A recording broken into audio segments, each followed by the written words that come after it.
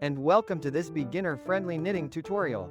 Today, we're diving deep into why this tutorial is the perfect starting point for anyone picking up knitting needles for the very first time. Knitting, with its potential for creating beautiful and intricate designs, can sometimes seem a bit daunting at first. The vast world of patterns, yarn weights, and stitch combinations can feel overwhelming. However, fear not, because this tutorial is meticulously designed with absolute beginners like you in mind. First and foremost, we focus on the very core basics. We begin by teaching you how to correctly hold your knitting needles. This seemingly simple step is, in fact, absolutely crucial and is frequently overlooked by many beginners. Correct needle grip is essential for preventing hand fatigue, and sets you up for creating smooth, even stitches, which are the hallmark of well-executed knitting. Then, we move on to casting on, which is the process of getting those all-important initial stitches onto your needle. This tutorial breaks down the casting on process into easily digestible, step-by-step instructions. We use clear visuals and simple language, making the process incredibly easy to understand and execute, even for those with no prior experience.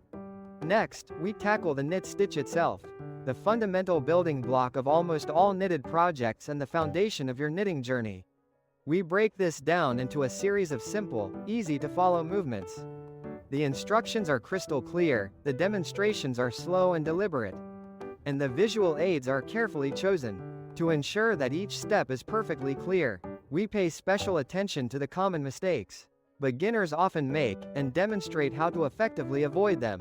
This proactive approach will save you a considerable amount of frustration and time down the line. But our tutorial doesn't stop there. We also expertly guide you through the purl stitch, the essential companion to the knit stitch. And we explain precisely how to combine both stitches to create a variety of different textures and patterns. Once you've mastered these two fundamental stitches, you will be well equipped and ready to embark on your first simple knitting projects, such as scarves or dishcloths.